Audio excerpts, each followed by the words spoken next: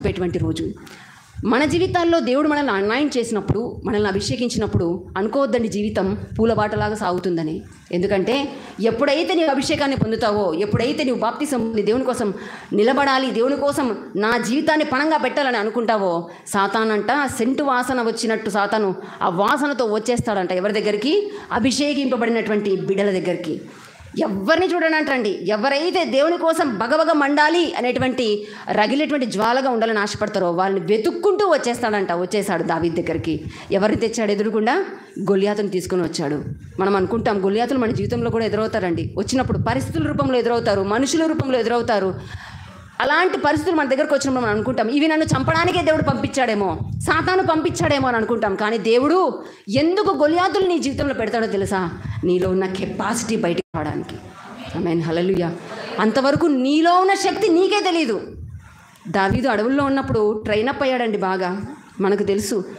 Suppose అన్నయ్య గారే, రాజేష్ అన్నయ్య గారే ఎవరొకరిని బాబుని పిలిచి, అరే నువ్వు పొద్దునే వచ్చి బండలు దుడిసి చేపలేసిపో ప్రతిరోజు.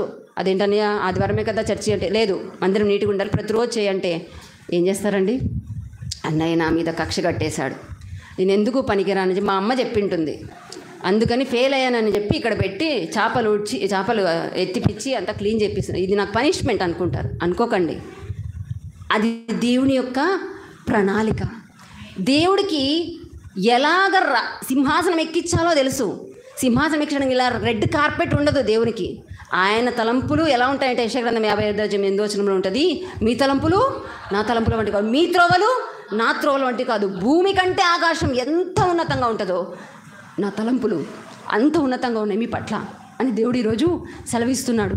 దావీదును ఎలా చూశాడంటే, ఈ బిడ్డ అయితే, ఈ దావీదైతే నేను అనుకున్నటువంటి టార్గెట్ రీచ్ అవుతాడు అని అనుకుంటాడు దేవుడు. ఆమేన్, హల్లెలూయా.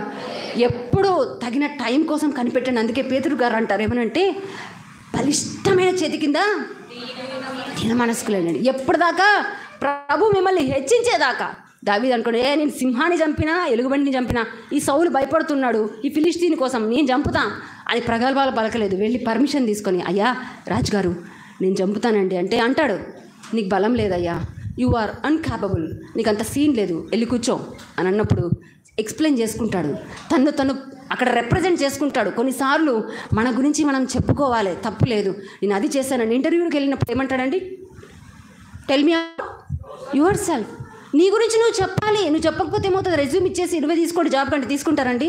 నీ గురించి నువ్వు చెప్పుకోవాలి, నీ కెపాసిటీ, నీ what is your strengths, what is your hobbies, ఇవన్నీ నువ్వు చెప్తే కానీ వాళ్ళు మా కంపెనీకి, మా ఆర్గనైజేషన్కి పనికొస్తాడు అని చెప్పి తీసుకుంటారు. దావీదు అక్కడికి వెళ్ళి, నేను చంపానయ్యా, సింహాన్ని చంపానంటే, ఇప్పుడు వచ్చి ఈ బుడ్డోడు వచ్చి బర్త్డే మరి ఈరోజు, నేను సింహాన్ని చంపినాను అక్క, నేను ఎలుగుబంటిని చంపినా అంటే నేను ఏమంటాను? ఒక్క నవ్వుతాను. అరే నువ్వు సింహం ఎక్కడ చంపుతావు? సింహం అంత ఎత్తు లేవు, ఎలుగుబంటి అంత ఇదిగా లేవు, బలంగా లేవు, ఎక్కడ చంపుతావు అని నేను అంటాను. అదే దృష్టి సౌలుకుంది. అందుకే దావీదుని డిగ్రేడ్ చేసి మాట్లాడాడు. అయినా వదిలిపెట్టలేదండి. మళ్ళీ ట్రై చేస్తే, వెళ్ళు, చావు కోరుకుంటున్నావు కదా వెళ్ళు అన్నట్టుగా పంపించేశాడు. ఎప్పుడైతే దావీదు గొల్యాతు యొక్క తలను తీసుకొని వచ్చి అక్కడ జయ కేతనం ఎగరవేశాడో, అందరూ ఒక పాట పాడతారు కదండి, ఏమని? దావీదు వేల కొలది అన్నారా? బైబిల్ సరిగా చదువుతున్నారా? సౌలు వేల కొలది, దావీదు. ఈ అక్క మమ్మల్ని టార్గెట్ చేసింది అనుకుంటున్నారు పాపం యూత్. నన్ను భయపడకండి, ఓకేనా? ఈ వారం వస్తాను, మళ్ళీ రానులేండి, ఓకేనా? ఆమేన్, హల్లెలూయా. దావీదైతే 10,000 కొలది చంపాడు. అసలు 10,000 మందిని చంపాడా అండి? కాదు. ఒక్క గొల్యాతు అంతమందితో సమానం. అంత రాక్షసత్వం కలిగినటువంటి ఆ గాతువాడైనటువంటి గొల్యాతుని దావీదు చంపిన తర్వాత ఈ పాట సౌలుకు నచ్చలేదు.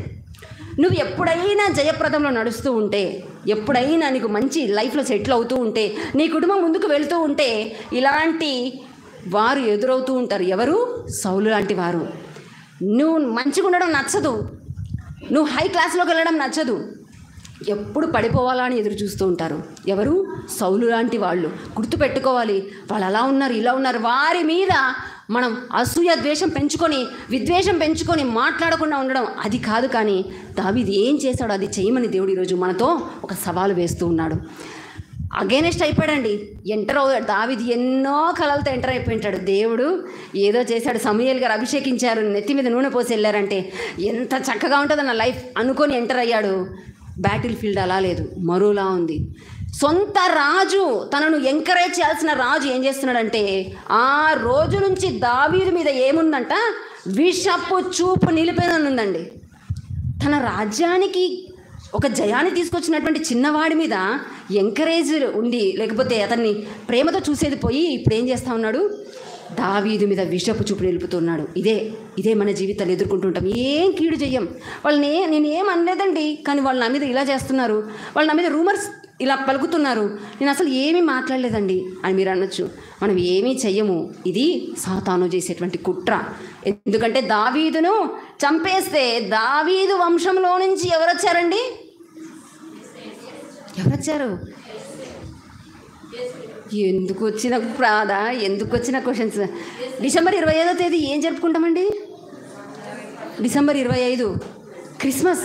దావీదు కుమారుడా అని ఎవరినైతే పిలిచారో ఆ యేసు ప్రభువు వారు ఎక్కడి నుంచి వచ్చారు? దావీదు గర్భములో నుంచే వచ్చారు. దావీదుని లేకుండా చేస్తే యేసు ప్రభు రారుగా. ఇది ఎవరి ప్రణాళిక? సాతాను ప్రణాళిక. చూడండి, సాతాను మనల్ని ఫ్యూచర్ కూడా చూసేస్తుంది.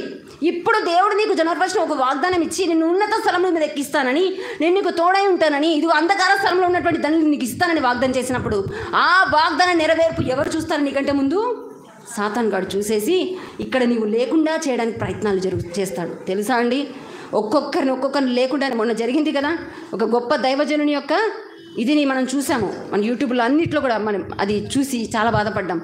ఎందుకు అనంటే ఫలితం తెలుసు. దేవుని రాజ్య విస్తరణ జరుగుతుందని, అపవాది రాజ్యం కూలిపోతుందని వాడికి తెలుసు. కాబట్టే మనిషిని అలా చేసేస్తుంటాడు.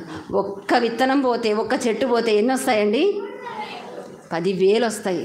అది తెలీదు. ఆమేన్, హల్లెలూయా. దావీదుని లేకుండా చేయాలని ఎవరిని రేపింది? సౌలుని. ఎప్పుడు సౌలుకు దురాత్మ బట్టి దావీదు సితార వాయిస్తున్నప్పుడు హాయిగా దురాత్మ పోతూ ఉంటే సౌలు గారు ఏం చేశారంట, ఆ యొక్క ఈట తీసుకొని గోడకు బిగగొట్టుదని అనుకొని వదిలేటోడంట. మేలు చేస్తుంటే కీడు చేస్తారేంటండి జనాలు. ఇదే మనిషి నైజం. నువ్వెంత మేలు చేసినా, ఎంత నీ శ్రమ కోర్చి నీ బంధువులకే కానీ కుటుంబస్తులకే కానీ బయటి వాళ్ళకి ఎంత మేలు చేసినా అవతల నుంచి నీకు మేలు రాదు. ఇది ఏ కాలం? ఇది చాలా దుర్మార్గపు కాలం. ఈ కాలంలో అంట బుద్ధిమంతుడు ఊరకుండును అని రాయబడి ఉంది. చాలా చెడు కాలం అండి ఇది. అందుకని ఇంకెందుకు మేలు చేసేది? ఇంకా మేలు చేయకుండా ఉంటే బాగుంది కదా అని మీరు అనుకోవచ్చు. మేలు చేయడానికే మనల్ని సృష్టించాడు. దావీదుని ఎంత తరుముతాడో తెలుసా అండి? కొండలు గుహలు అక్కడిక్కడ పరిగెట్టిస్తాడు. సైన్యాన్నే వేసుకుంటాడంట. ఒక్క మనిషి కోసం సౌలు రాజు సైన్యం మొత్తాన్ని తీసుకొని ఎక్కడున్నా వేసి పడేయండి అని అంటాడంట. ఎంత దారుణం కదండి. ఒక్క మనిషి అసలు దావీదు ఏమన్నా యోధుడా, వీరుడా? దేవుని శక్తి పొంది యుద్ధాలు చేసుకుంటూ దేవుని యొక్క కృపలో అలా ఎదుగుతున్నటువంటి మనిషి మీద ఇంత అసూయ, ఇంత అక్కస ఎందుకు? అంత ఆయాసం అంటే డేవిడ్ ఈజ్ ఎ బ్లెస్సింగ్. ఆమేన్, హల్లెలూయా. దేవుడు నిన్ను దీవించలేదు, నిన్నే దీవెనగా చేశాడు. ఆమేన్, హల్లెలూయా. అది గుర్తుపెట్టుకోండి.